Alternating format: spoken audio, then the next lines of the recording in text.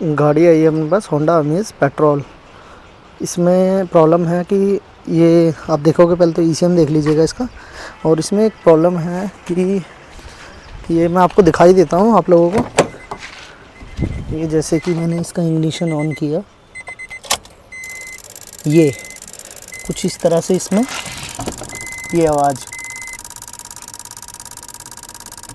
जो आप सुन रहे हो, ये रिले की है।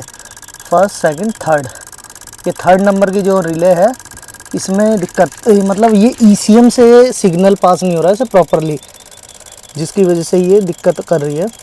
ये मैंने फ्यूज़ बॉक्स भी इसका चेक कर लिया है और आपका ईसीएम अब चेक किया जाएगा। और इस कंडीशन में क्या है कि गाड़ी ये स्टार्ट भी नहीं हो रही है,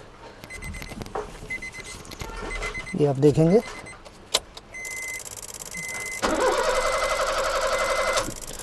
ठीक है, अब हम इसके ईसीएम पे काम करेंगे, देखेंगे पहले तो ईसीएम में क्या फॉल्ट है, क्योंकि ईसीएम से सप्लाई जो वो मेन रिले है उस पर जा रही है या नहीं जा रही है, वो एक बार देखेंगे ईसीएम से।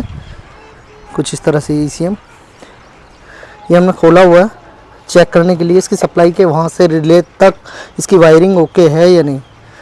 तो वायरिंग तो ठीक है, बाकी ईसीएम एक बार चेक करते हैं, देखते हैं, फिर हम आपको बताते हैं। ये ईसीएम हमने खोल लिया है इस गाड़ी में से। बॉस का ईसीएम है ये, डबल सॉकेट के साथ।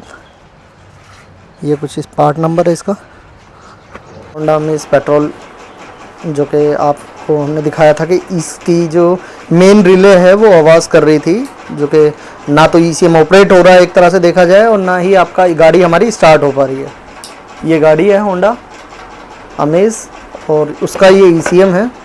अब इस पर हम चेकिंग करेंगे क्या इसमें मतलब दिक्कत किस तरह से 5 वोल्ट रिले को निकल रहे हैं नहीं निकल रहे हैं, और देखते हैं इसमें क्या प्रॉब्लम है। ये गाड़ी में होंडा अमेज पेट्रोल में ईसीएम लगा दिया है, जो कि प्रॉब्लम आ रही थी हमारी स्टार्टिंग से रिलेटिव। अब इसे हम चेक करते हैं एक बार। ईसीएम रिपेयर किया है हमने इसमें, अभी देखते हैं। ये प्रॉब्लम आवाज़ जो कर रही थी ये वाली थर्ड नंबर की रिले, 1 2 3 थर्ड नंबर की वो रिले की आवाज़ अब अभी तो फ़िलहाल प्रेजेंट में बंद है। गाड़ी भी स्टार्ट हो गई है, बिल्कुल परफेक्टली गाड़ी स्टार्ट हुई है हाफ सेल्फ में। एक बार और ट्राई करते हैं, बिल्कुल ओके, गाड़ी ओके स्टार्ट है, वो प्रॉब्लम सॉल्व हो गई है।